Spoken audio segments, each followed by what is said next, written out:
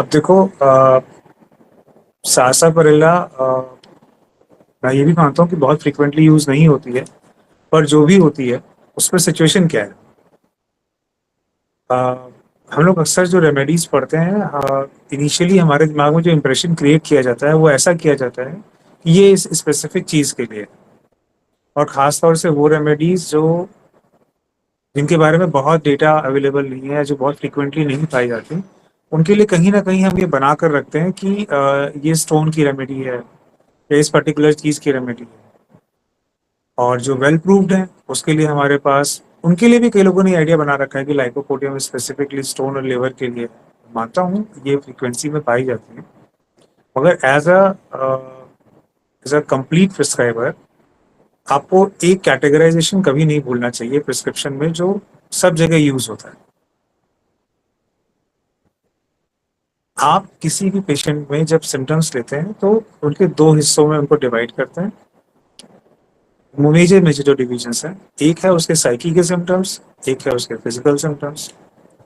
Physical symptoms में भी फिर आपके लिए सबसे ऊपर जो काम की चीज़ है वो, किसी भी रेमेडी को जो आप प्रिस्क्राइब कर रहे हैं उसमें सबसे पहली चीज़ है, जो सबसे ज़्यादा एक्सेप्शनल चीज़ है, ऐसा कुछ भी जो उसको कई मायनों में ऐसे सिम्टम्स हो जिनका कोई एक्सप्लेनेशन ना हो, जो बहुत कोई एक्सप्लेनेशन ना हो या फिर बहुत ही कंट्राडिक्टरी हो, हमेशा उनको पकड़ो।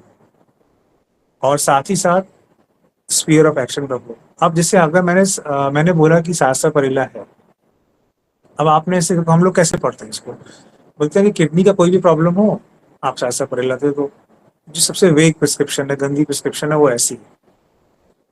फिर अब आपको ये पूछना चाहिए ना अपने आप से कि मैं सासापारेला की जगह लाइकोपोडियम क्यों ना दूं सेम जगह पर, या मैं क्यों ना कोई और रेमेडी दूं। अब जैसे, तो रेमेडी पढ़ते वक्त एक तो उसका कॉमन आइडिया होना चाहिए, स्फीयर ऑफ एक्शन का भी कॉमन आइडिया होना चाहिए, वो आपको एक जनरल डिस्क्रिप्शन समझने में हेल्प करता है। मगर आउट ऑफ मैनी रेमेडीज जो आपको सबसे ज्यादा हेल्प करेगा सासापारेला को कॉन्फिडेंटली प्रिस्क्राइब करने में, या किसी भी रेमेडी को कॉन्फिडेंटली प्रिस्क्राइब करने में, वो आपका उन स्पेसिफिक पॉइंट्स का नॉलेज काम है। सासापारेला आप पढ़िए, किसी भी रेमेडी, किसी भी मटेरियल से आपको बहुत कुछ मिलेगा, मगर 7 8 10 ऐसे पॉइंट्स हैं जो अगर आपको पता है, थोड़ा देखने का नजरिया है जो आपको पता है, तो आपको कोई प्रॉब्लम नहीं है, आप बहुत सारी भीड़ में इसको ढूंढ लेंगे। अदरवाइज ख्याल तो आएगा, पर कोई स्पेसिफिक पॉइंट नहीं होगा जहाँ आप स्क्राइब करें। अब पहले मैं इसका एक जनरल थ्रेड देता हूँ, फिर बात करता हूँ उसका डिफरेंट एरियाज में, और फिर आएंगे उन पॉइंट्स पे जिनके बिना आप सोच नहीं सकते सासापारेला। कहा जाता है कि जो नॉलेज हमारे पास है, चलो मैं वहीं से शुरू करता हूँ। कहते हैं कि सासापारेला एक लिथिक, एक बच्चे ने बोला, बेसिकली लिथेमिक कॉन्स्टिट्यूशन है। लिथेमिक का मतलब वो कॉन्स्टिट्यूशन जो बॉडी से सारे वेस्ट मटेरियल्स, यानी जो प्रोटीन के डिग्रेडेशन के बाद जो भी चीजें बनती हैं बॉडी में, उन वेस्ट को निकाल ना सके। बहुत सी रेमेडीज हैं ऐसी, उनमें से एक ये भी है, जैसे कॉल्चिकम है, सेलेडोनियम है, आपके लिए लाइकोपोडियम है, उसी तरह एक जगह पर नाइट्रिक एसिड है, ऐसी सासापारेला है, अमोनियम कार्ब है, जो वेस्ट मटेरियल को प्रॉपरली एक्सपेल आउट नहीं कर पाते। उसका रीजन सबका अलग है, मगर उस कैटेगरी में सासापारेला आती है फॉर श्योर। अब मैं इसको थोड़ा जनरलाइज करता हूँ। बेसिकली सासापारेला के टोटल डिजीज प्रोसेस में, चाहे वो साइकोलॉजिकली हो, चाहे फिजिकली हो, पर्टिकुलर लेवल पे हो, फिजिकली किसी भी हिस्से में, चाहे वो स्किन हो, चाहे वो ब्रेन हो, चाहे वो आपका प्रोटीन वेस्ट हो, इन सब को लेकर के ये एक्सपेल आउट नहीं कर पाते। ये इनका एक कीनोट है, ये इनका एक जनरल थ्रेड है। जब भी आपको ये मिले आप हमेशा सोचिए सासापारेला। अब तो मैंने इसके लिए एक एसेंस लाइन लिख रखी है कि inability retention with inability to expel out, ये मैंने इसके लिए लिख रखा है।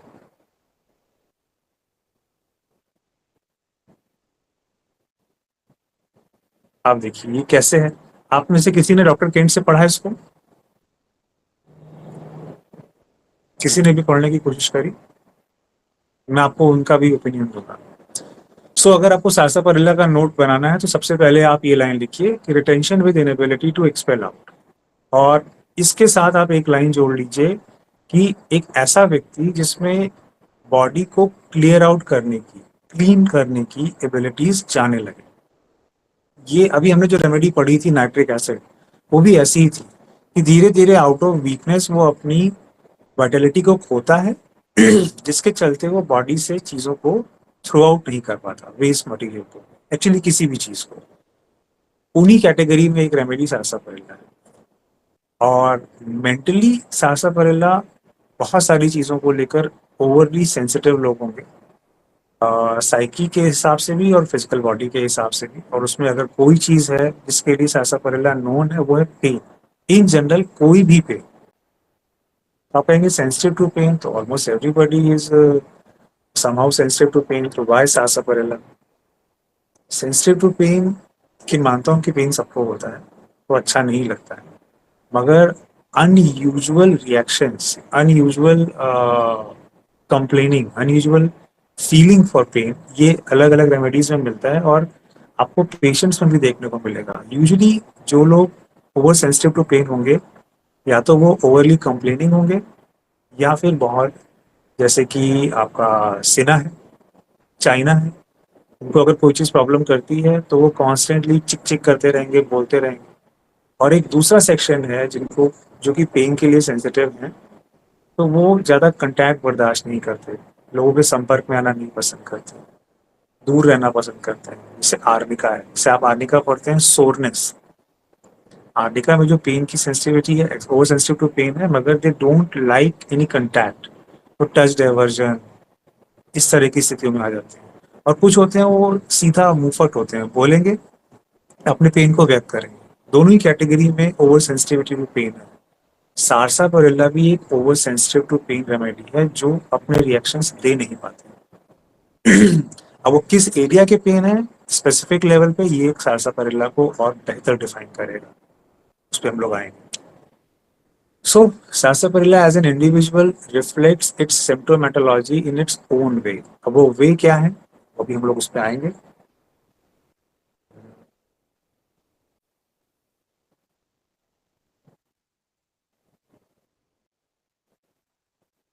हम लोग इसमें क्या लेंगे, एरियाज ऑफ मैनिफेस्टेशन। स्किन में है, सर्कुलेशन, ये मैंने बना रखे हैं क्योंकि मैंने जब भी सारसापारिल्ला पढ़ी अलग अलग जगहों से, तो मुझे ये थ्रेड मिला। पेशेंट्स में मैंने देखा तो यही जोन है ज्यादातर आता है, और एक थ्रेड। आपको स्किन के विषय में मैं थोड़ा बताऊंगा, थोड़ा सर्कुलेशन के विषय में, थोड़ा इसके केयूबी जिसके लिए आप इसको जानते हैं, और मेंटल्स, और कुछ स्पेसिफिक एंट्रीज। और एक और कोई कुछ कहना चाहता है? नहीं, फाइन। अब देखो, अगर कोई व्यक्ति, इससे आप डॉक्टर केंट से पढ़ेंगे, डॉक्टर केंट कहते हैं कि एक ऐसा पेशेंट जो वीक होता जा रहा है। देखिए, ये डॉक्टर केंट से मैं आपको दिखा रहा हूँ। डॉक्टर केंट का ये वर्जन है। सारसापारिल्ला इस, ये पढ़ने में आ रहा है मेरी, जो मैं जो दिखा रहा हूँ, ये फॉन्ट बड़ा करूँ मैं? डॉक्टर केंट का कहना है sarsaparilla is suitable in low form of chronic disease. Low form जैसे आर्सेनिक, कार्बोवेज, जहाँ वाइटलिटी बहुत लो होती है और पूरी तरह बॉडी बाउंस बैक नहीं कर पाती, अपने सारे प्रॉपर प्रॉपर हेल्थ प्रोसेस को रिटेन नहीं कर पाती। इसमें देखिए इन्होंने हर जगह वीकनेस शब्द यूज किया है। Weakness stamps itself in the whole economy, ये जो लाइन कहते हैं, मैं इसको आपको इसमें शो करता हूँ कैसे। इससे स्किन वाइटलिटी कम होगी। आपको सारसापारिल्ला इसीलिए ड्राई स्किन में मिलती है क्योंकि इनकी वाइटलिटी लो होती है, they don't perspire much. They don't perspire much.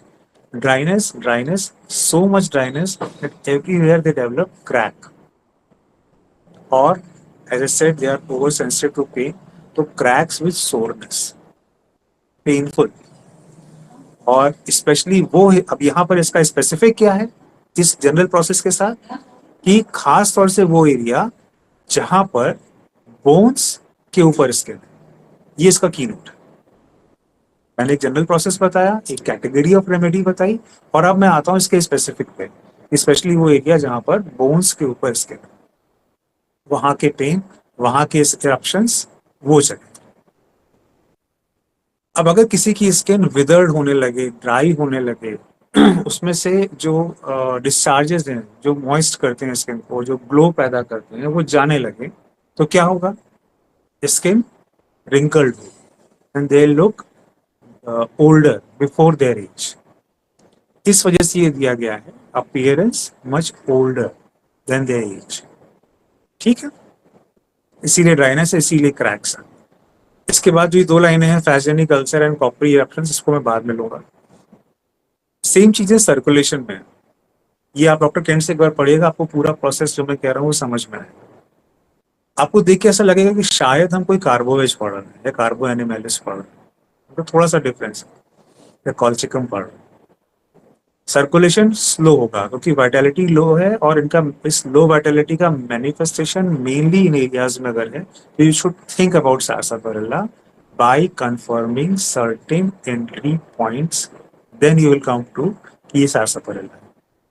Slowness क्या होगा? जितने भी वेरिसेस वाली पैथोलॉजीज है, वेरिसेस वाली पैथोलॉजी जहाँ पर वेनस पार्ट में डायलेटेशन होता है और सारा ब्लड वहाँ स्टैटिक होता है, जब भी ब्लड स्टैटिक होगा और ड्राइनेस आएगी, तब आप सार्सापारिल्ला सोचेंगे। इसके अपोजिट इसी स्थिति में आप कार्बोवेज क्लाइनी में सोचते हैं, यहाँ पसीना कोल्ड हो।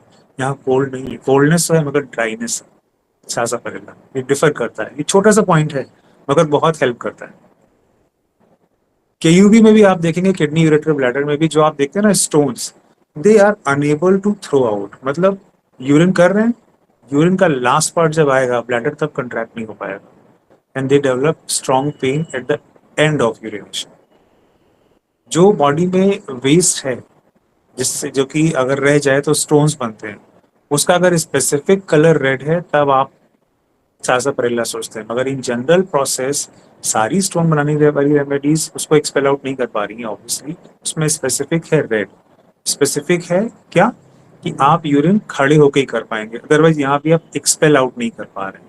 यूरिनेशन के एंड में ब्लैडर कंट्रैक्ट नहीं कर पा रहा है, can't throw out, lack of vitality, और इस वजह से यूरिन अंदर रह जाता है, और रह जाता है थोड़ा थोड़ा हर बार, तो इसको आप कहेंगे कि एक एक यूरोफ्लोमेट्री होती है, तो उसमें आता है पोस्ट वाइड यूरिन, मतलब जो पोस्ट वाइड के बाद जो यूरिन का वॉल्यूम बचता है वो इनमें हमेशा बढ़ा हुआ है। पेशेंट आपसे ये बोले कि मुझे पेन होता है और साथ ही साथ यूरिन फर्मेंट करे, क्योंकि जो वेस्ट मटेरियल है वो स्थिर रह रहा है, निकल नहीं पा रहा है।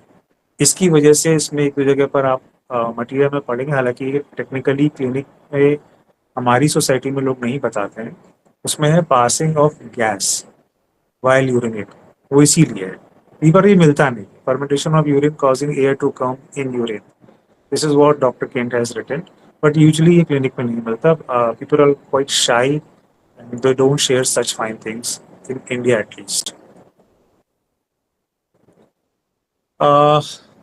ये मैं बोल चुका हूँ, frequent ineffectual urging to urinate with diminished secretions. I said diminished, diminished, diminished. Unable to throw out. अगर ब्लैडर में देखेंगे तो देखिए रूब्रिक है, आ, इसमें एक रूब्रिक है, bladder retention of urine general painful.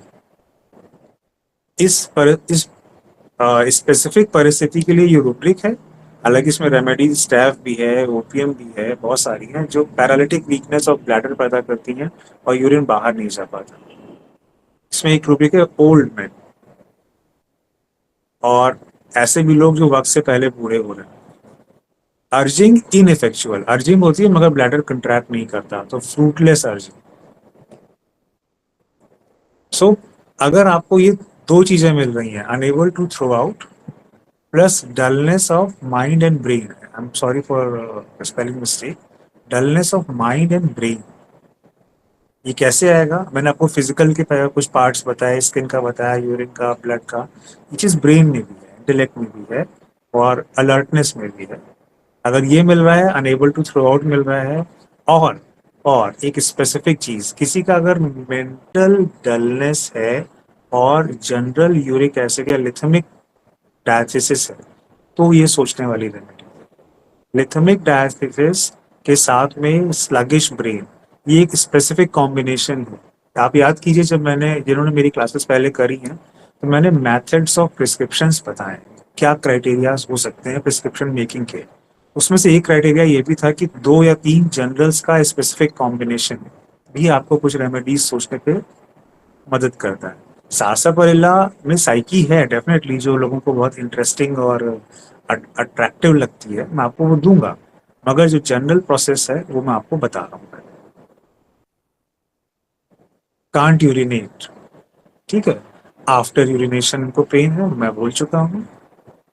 ये वही बातें हैं, only while standing they can urinate, मैं बोल चुका हूँ। एक और चीज जो डॉक्टर केंट कहते हैं, मैंने बोला ना कि आप प्रिस्क्रिप्शन कर रहे हैं, जनरल जरूर लीजिए, मगर जनरल से जनरल प्रोसेस जैसे लिथेमिक जनरल प्रोसेस यानी डलनेस आप ले लेंगे। स्पेसिफिक्स 2-3 मिलेंगे कई बार, जो अगर आपको पता है तो आप उन्हें खटाक से देख सकते हैं। उसमें एक और एक्सेप्शन है वो क्या है? वो एक्सेप्शन है, डॉक्टर केन कहते हैं एक चीज अगर आपने पढ़ी हो, कि वैसे सारसापारेला में हर जगह आप देखेंगे कि ये रिलेटिवली चिली है क्योंकि इनकी वाइटैलिटी घट रही है और इनको वार्म से एम्ब्लोरेशन, ये जनरल है। मगर एक ऐसी रेमेडी जिसको हर जगह वार्म से एम्ब्लोरेशन है, वो किसी भी वार्म ड्रिंक को नहीं हजम कर पाता। उसको सारे वार्म ड्रिंक्स यानी इंटरनली वार्म एग्रावेट है और एक्सटर्नली वार्म एम्ब्लोरेट, ये कॉम्बिनेशन मिले एक्सेप्शनल, देन अगेन सारसा